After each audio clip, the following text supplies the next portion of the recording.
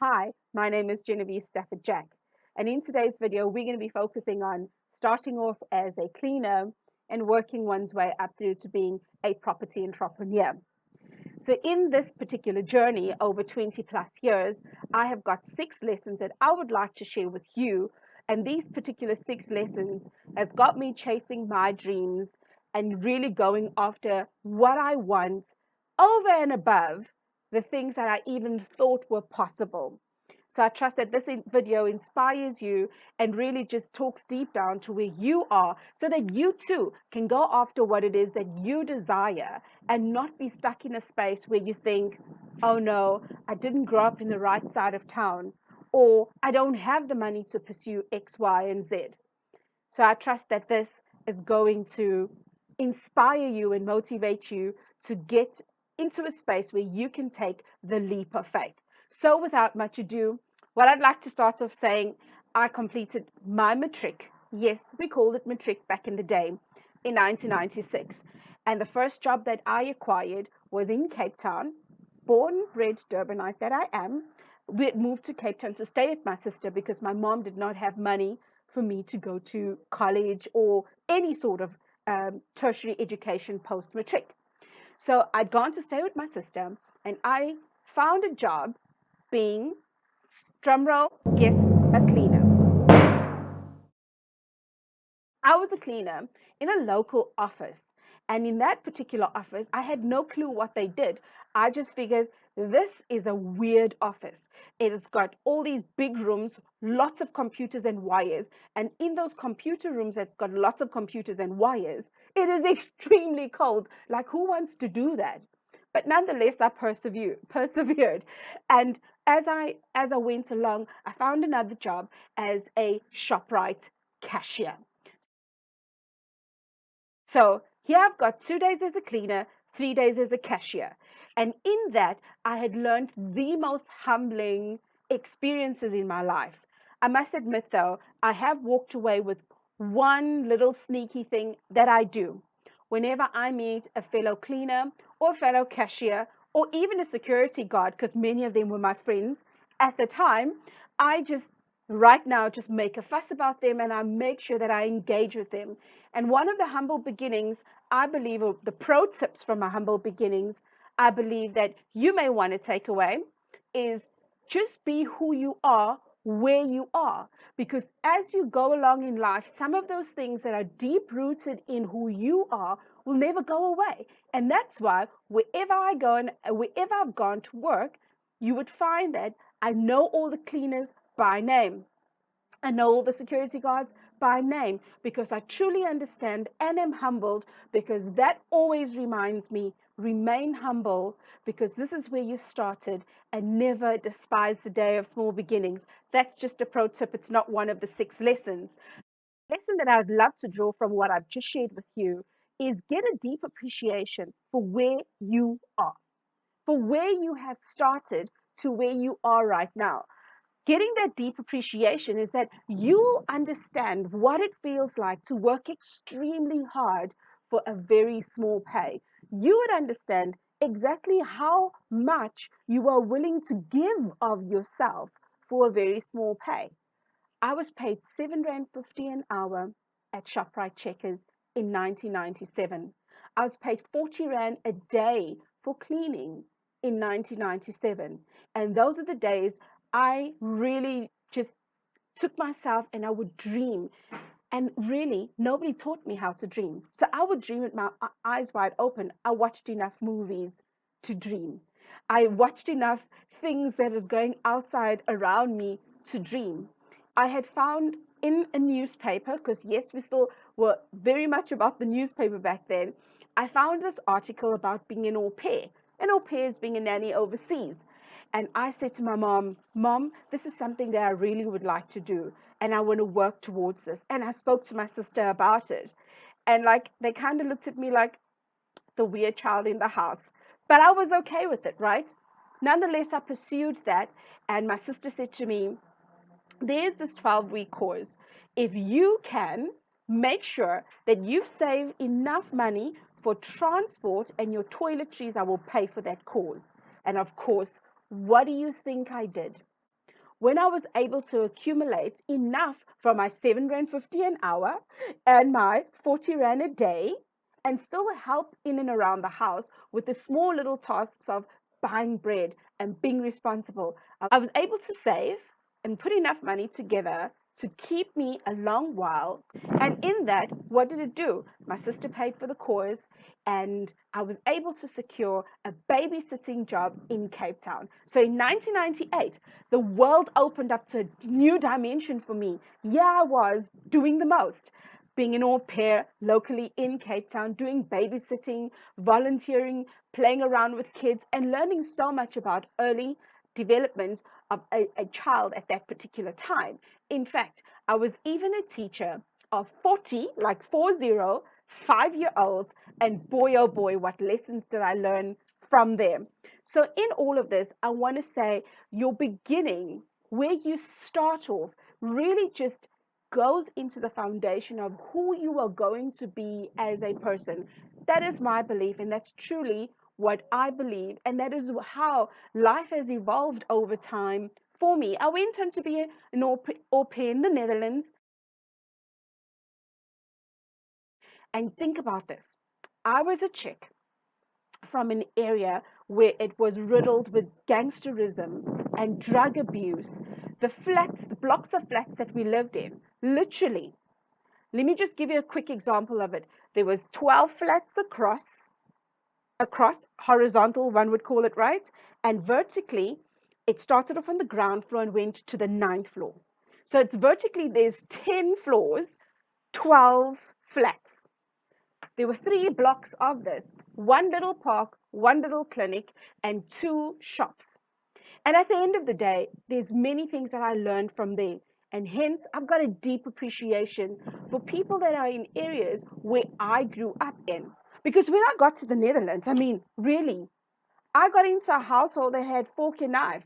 And I'm not saying people that grow up in the flats are not cultured, but for me, there was a lot of shock treatments. I had my own room.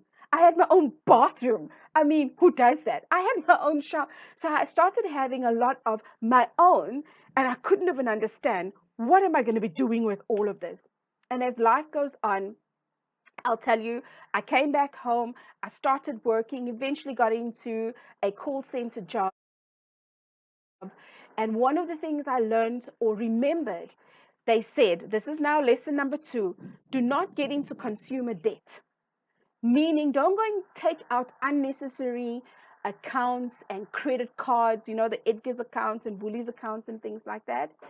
And I didn't. I was petrified of it because I was told if you take out a credit card, you will get into such bad debt that you'll never get out of there. You will drown in it for the rest of your life. Did you have that sort of training in your background somewhere? Somebody that was all knowing told you? Yeah, and if you did, I would like you to smash the like button right now because man, me and you are connected somehow. And life would have it. When I decided one day, like I was 24, something like that, or 23, who knows, to go and get a Edgar's account. Do you know what they told me? Sorry, ma'am, you cannot open your Edgar's account because you haven't proved that you've got a credit score. Credit, what? Suffice to say, I had already started working in the bank, and I wasn't quite sure how getting debt built up a credit score. And so I had to go back to the drawing board. I can't even remember what it is that I had to get to prove to get an Edgar's account. And in hindsight, I don't even remember why I was getting an Edgar's account, which leads me to lesson number 3. Live below your means. For a very, very long time, I was able to live below my means. I got money coming in, I budgeted that money, and I had very little to spend at the end of it. But in all of this, I was told, save your money. And I did. I had a savings account that eventually it was a 32-day notice account. It was a what do they call it? A flexi investment at the time, right? So I saved my money. I saved a small portion of my money. And then life would have it as life went on. I'd gotten a car. And one day I woke up and my car was on bricks. Yes, they stole the wheels off of my car. And at that time, I didn't have enough money accumulated to actually go and pay for the car, the wheels of the car just once. And so I used what they called the dreaded credit card. I was so petrified of that credit card that I can remember I'd taken out my savings and I'd taken out anything that I had, and any extra money I would go into overtime work just so that I could pay the credit card off so fast it made my head spin. So now my introduction into lesson number 4 is, they said save. And I thought savings is the way to go. And so after paying off all that credit card with the savings that I had, I started saving again. And every time I got a bonus or anything like that, I also started saving again. And I then built up a very, very healthy credit score, really unbeknown to me. It was not by design, it was by default and fear. Default and fear. So lesson number 4, they say save, make it a habit. And therefore I made this a habit, and it really did, very unbeknownst to me, put me in a very, very good situation. What I'd like to do is now fast forward into lesson number 5. But with lesson number 5, I want to take a little bit more time sharing with you from learning things by default. I'd gone into a space later of understanding moving jobs. I moved through the call center life. I'd taken risks. I'd applied for different jobs. I'd gotten so many regrets over time. And eventually, one day I found the advert in the call center that said, anyone that is interested in there's a project that they're going to be running. You're going to man this desk for this new project that they're going to put into what they termed as a proof of concept. They just want to see if the project will work. They're going to roll it out to the branches and a very few select people. And I saw this the day before the advert expired. So I typed out and said, hi, if nobody has taken any one of the 2 positions, I would like to apply with it. Here's my CV. This is what I do. This is who I work for within the call center. Because still in the call center, you have to still put all your business out there, your CV, and. And guess what? I found out the next day I was the only person that applied for that particular position. And that particular position led into great and marvelous things, because the proof of concept that they were rolling out at that time is buying airtime via SMS. So if some of you want to roll back to the early 2000s when F&B launched their SMS banking, yes, I was one of the people behind that particular system, because as we had grown in that particular business, I had gotten into the space where I started doing software testing. No clue about software testing, but I took risks. And that is lesson number 5. Be prepared to take calculated risks. Be prepared to take risks that is going to enhance who you are as a person. And I recall going into the office, I was the first one in 95% of the time, because I was in an environment now where I'm doing software testing and I had no clue half the jargon they were talking about. Okay. I didn't even know whether it was an abbreviation half the time that they were talking about. But all I knew is that they're speaking in a language that I best know yesterday. And so I started skilling myself up. I would get into the office much earlier than everybody else. And some of the foreign words like regression testing and manual testing and performance testing, those were foreign in my vocabulary. I literally would Google and start reading articles. I would start listening to people around me when they were talking about what they did in uni and things like that. And I was like, oh my God, where did I get myself into? But little did I know, some of those calculated risks got me into a position where I was able to literally draw up plans, read plans, work on a strategic level. And that's how my software testing career bloomed. And fast forward to 2017, when I was head of QA for a consultancy based at one of the banks, I had resigned and I said, I am going into working as a training and coaching consultant. starting my own business. I love software testing. I love teaching learners and those that are wanting to grow. And so I started my business in the midst of growing debt. I started my business alongside the training that I had just received in December 2016, all around property investment. And I was so tired and I was so emotional at that time. And here's a pro tip: when you are the most emotional, that is when you make critical mistakes. I remember somebody once saying, when the emotions are high, the intelligence is low. And when I reflect back at that early 2017, I see a lot of that.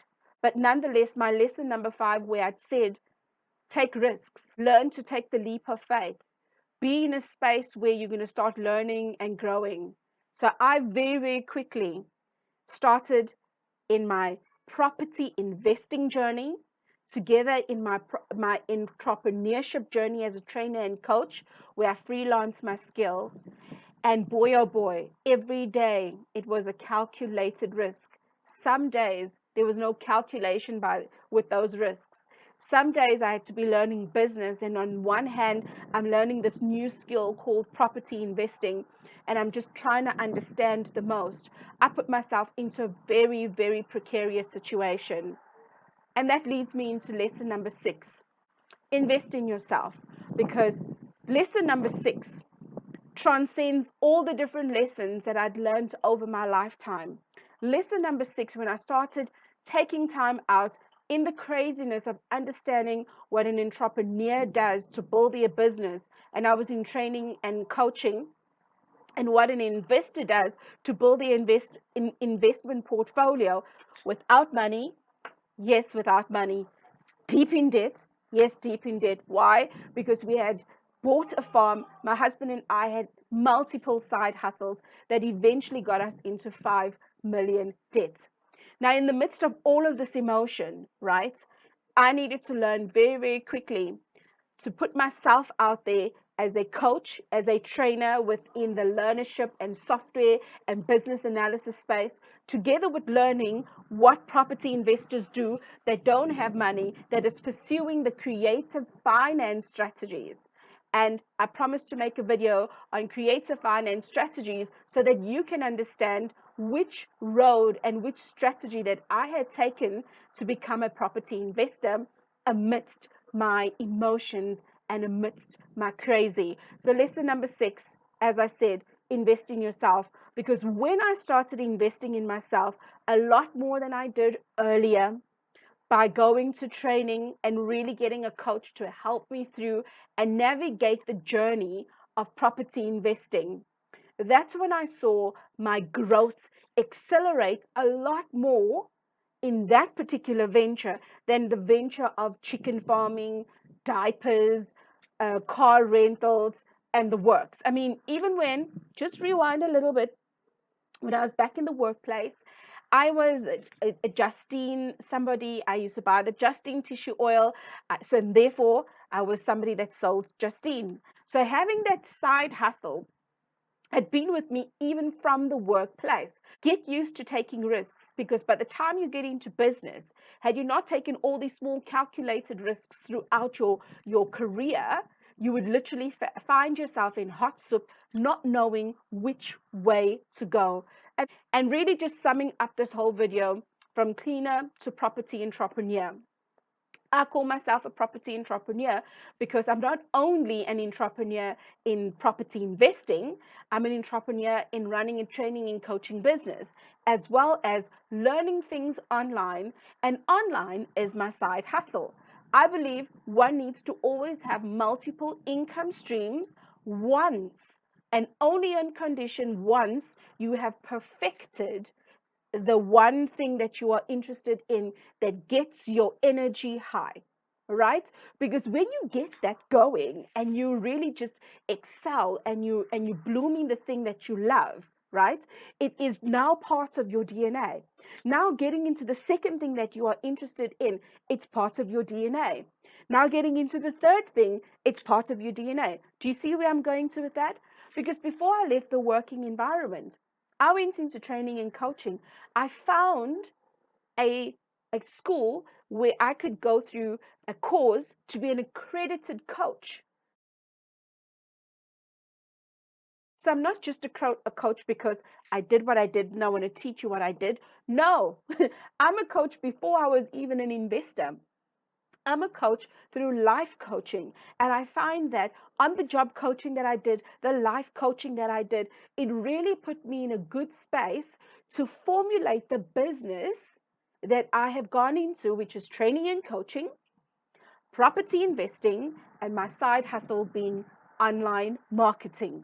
So I trust that this particular video has really just inspired you that regardless of where you are, you can begin your journey where you choose and how you choose. Because these are the 6 lessons that got me to where I am, regardless of the bumps in the road, because the bumps in the road teaches you who to be a lot more of who you are. You see, it's not your success that's going to teach you. It's the failures through your success that is going to teach you to be a lot more resilient. And if you resonate with that, I want you to drop your comments down below. Tell me, where are you right now? What is it that you are after right now? And one more thing, is there a lesson somewhere along the line of the 6 lessons that I've shared that resonates the most with you? Whichever one of those questions you want to answer, I want to hear from you. So don't be shy to drop the comments below. And if you feel that there's somebody that is close to you in your circle that needs to hear these different lessons, don't be scared to smash on the share button and share this particular video so that we can get this particular family growing so that we can learn from others and the mistakes others do. Take care until the next time.